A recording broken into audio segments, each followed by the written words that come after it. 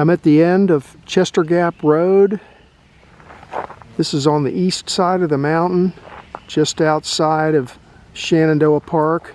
Getting ready to go up into the park. Yep, there's a gray ghost.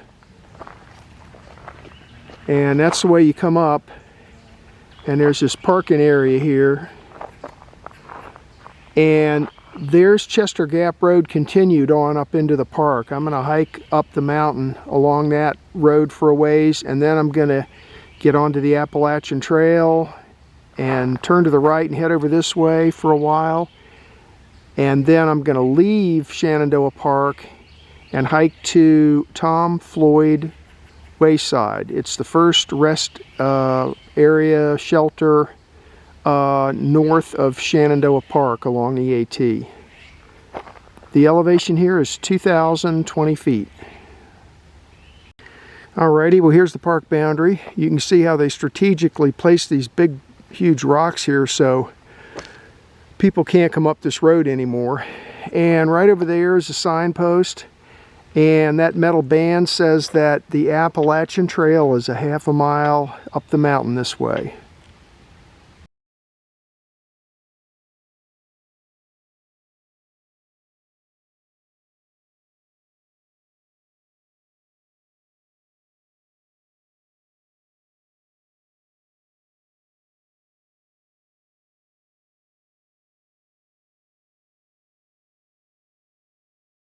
Six-tenths of a mile into my hike, I'm up to 2,310 feet. That's where I came from, up the Chester Gap Fire Road, and right here is the intersection with the AT. So we're gonna head down this way to the park boundary.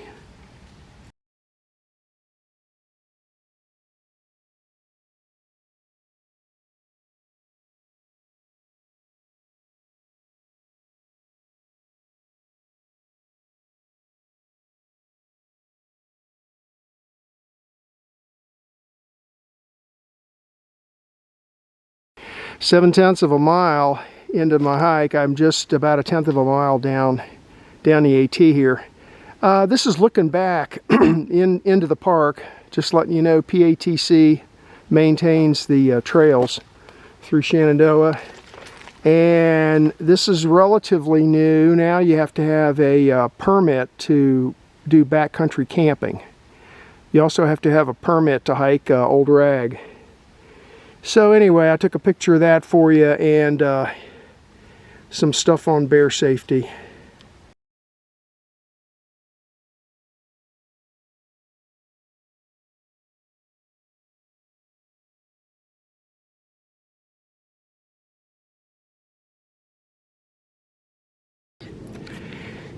Eight-tenths of a mile. The elevation here is 2,300 feet. And here's the park boundary. That's where I came from. We're getting into a really rocky and steep part of the trail here. But anyway, here's the boundary. Haven't seen any red blazing, but that sign says it's the boundary. So anyway, from here on, it's going to be on private land. So they're asking people to stay on the trail. So up there's the sign saying you're leaving the park, and right there is a red blaze. So there's a boundary marker right there, and next to it is a white blaze for the Appalachian Trail. So, and then the trail goes this way, which is looking pretty steep.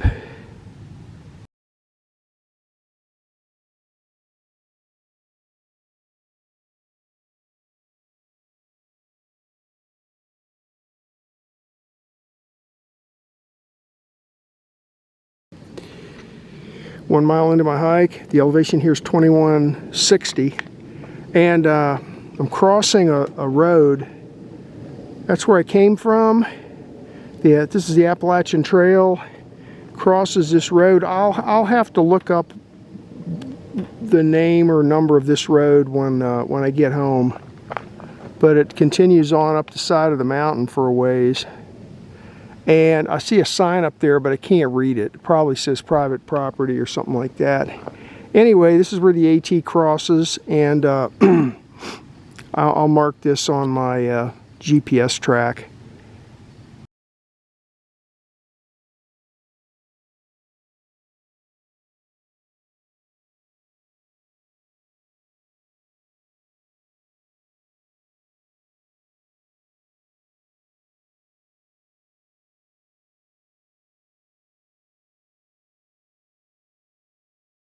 .5 miles into my hike, I'm down to 1,980 feet. And here's the turnoff for the Tom Floyd shelter. That white blazing is the Appalachian Trail. And here's a little signpost. Gravel Springs Hut, 9 miles. That's the, I guess that's the, this is the first shelter outside Shenandoah. And Gravel Springs is probably the first one inside Shenandoah. Mosby Camp, 7 miles. I don't even know where that is. I'm going to have to look that one up. Mosby Camp. Okay. I've got something to do when I get home. Let's see. This says, oh, Tom Floyd Shelter. There you go, right there. Let's go check it out.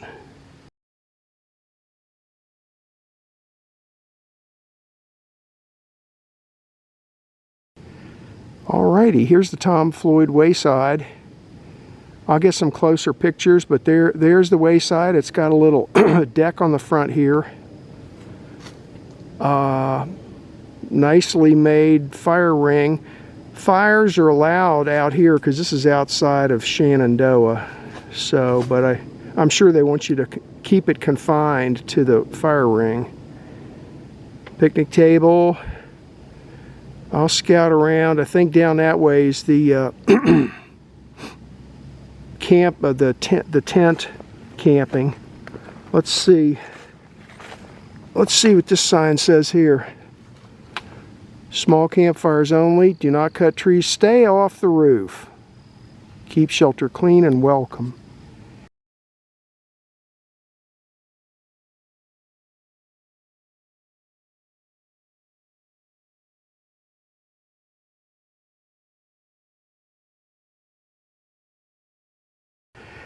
Don't know how well this is going to show up because it's pretty dark, but here's the inside of it. It's a one level. They got a broom so you can keep it clean. Up there's a little cabinet to put the logbook in. Some information signs back there. And then out here you've got some nice benching and stuff. So looks like maybe they've done a little repair work up here along the way, judging from the greenish tint to this wood up here. So I'm going to head down this way. There's a trail right there. Oh, there's a bear pole where you can hang your food over there. That upside down umbrella looking thing, that's where you hang your food. And I'll go down this trail and see what the campsites look like. One thing worth noting, I just checked my cell phone. I got Verizon cell service here. I got 2 bars. I'm going down looking for the tent sites now. Well, there's a little closer look at the bear pole for hanging your food. There's a metal pole there you use that's got a hook on it, and your food goes up on those hooks. And I think that upside down can, that big upside down can, it's open at the bottom. I'm thinking that's probably an attempt to keep like mice and squirrels and maybe even raccoons from climbing that pole and getting your food.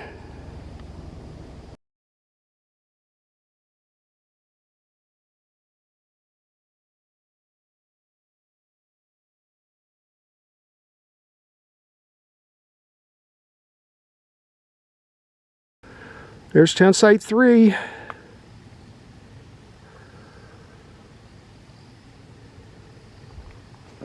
And I see a little trail over here. Let's see if that takes us to 4 maybe. Well, you go past site 3 and here's another site with no name or number, so I don't know, but yeah, it's okay. And up there's site 3, so, but I mean, you have to walk past the campers at 3 to get down to this one.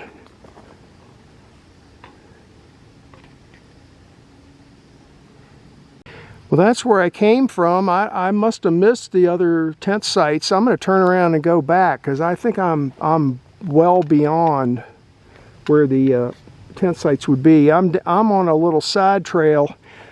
It'll be on my GPS track, and I'm down to an old abandoned road that runs north and south. So that way's headed north. That's where I came from, and that part, which looks totally abandoned, is heading south. So I'm going to backtrack back up to the shelter. Well, I'm back up to the sign. There's the shelter right there.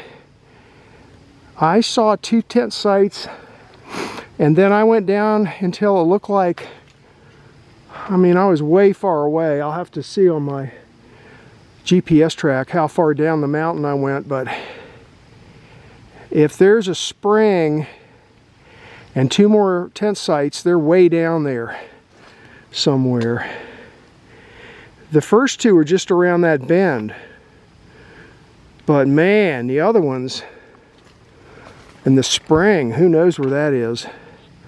I'll have to look that up and see if I can figure that out.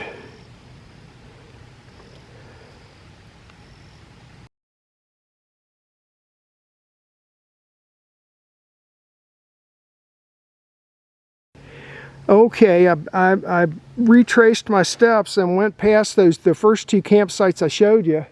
Didn't go far enough. I continued on. This one here is just below those first 2 that I showed you.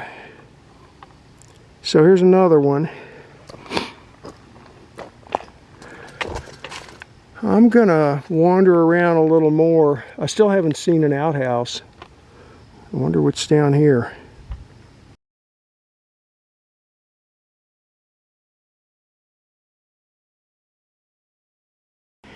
Well, I followed another trail that's not marked, and look what I found, the outhouse.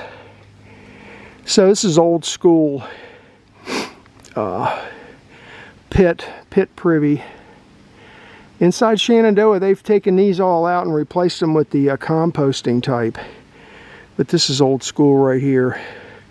Now it has it's kind of cute. It's got a split door there like a barn door.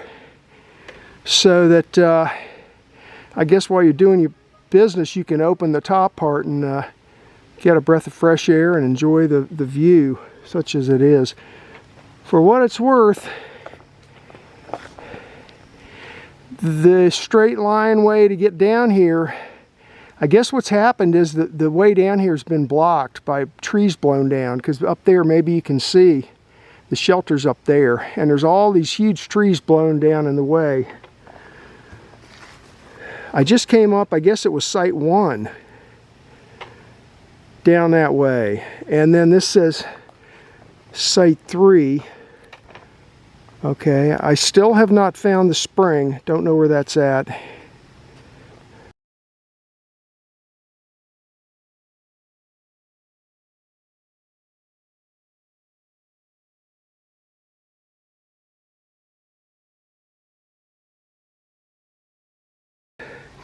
.4 miles into my hike.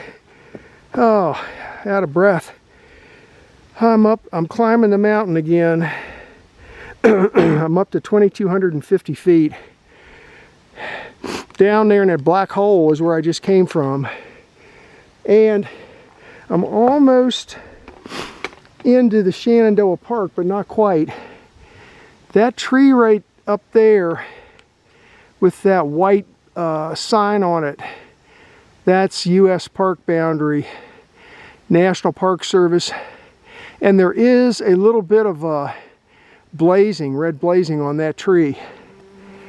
This trail, well, And there you go, the park, the trail goes up there where those cliffs are.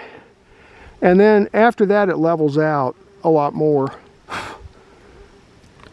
Anyway, I'll do some more narration when I get back into the park.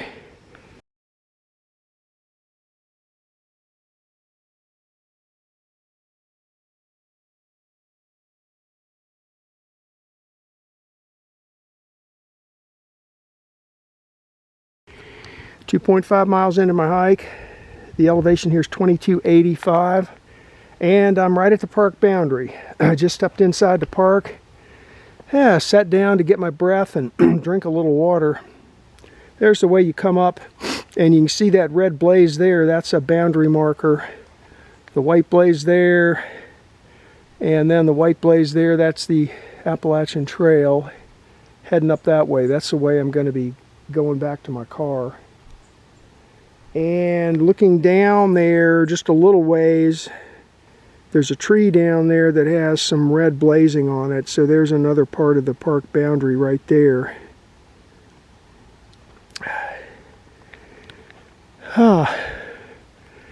So I'm going to head on back up the AT here to until it runs into Chester Gap Road, and then turn left and then down the side of the mountain to my car.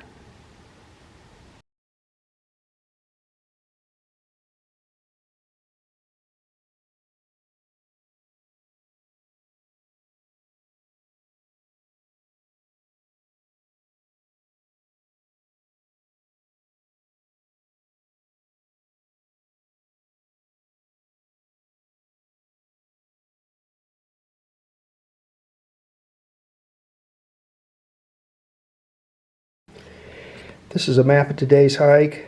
The quadrangle name is Chester Gap, 1994, and the purpose of the hike was to hike the AT through part of Shenandoah and then out again to the Tom Floyd Wayside. That's one of the shelters along the AT. You park at the end of Chester Gap Road. Here's the park boundary. This is Route 522 going up towards Front Royal, and these two roads come together up here. This is Chester Gap Road all the way to here, and this is where you park. There's a dead end here, and there's a little parking area. You'll see that in the video. Then actually, I think in my video I kept calling this Chester Gap Road, which it was, but the parks renamed this to Compton Gap Road because it takes you through the park to Compton Gap this way. So anyway, you get onto this Compton Gap Road / trail, and you'll come through the park boundary here, and you'll start climbing the mountain to here. And then this is where the Appalachian Trail meets up with it. So you turn right. In short order, you'll leave the park. Keep hiking along the AT. Right about here is where you will cross a dirt road, which is Route 601 extended. Continue to descend until you get to here, and then there will be a sign directing you to the wayside. Now, when I got to the wayside, I started looking around. There was a sign that indicated that there was 4 tent sites and a spring. Now, I wandered around through here. You'll see on my GPS track. I found I think I found 3 of the 4 tent sites. It's not very well marked where they are. And from the shelter, you can't even see the outhouse. I eventually found that down this way. The spring I never did find, but I looked that up, and it's a couple of tenths of a mile away from the shelter down this way. It's called Ginger Spring. So then I came back up to the shelter, got back on the AT, and followed this back to my car. Ended up being 3.3 miles and a total ascent of 751 feet, and that was the hike for today.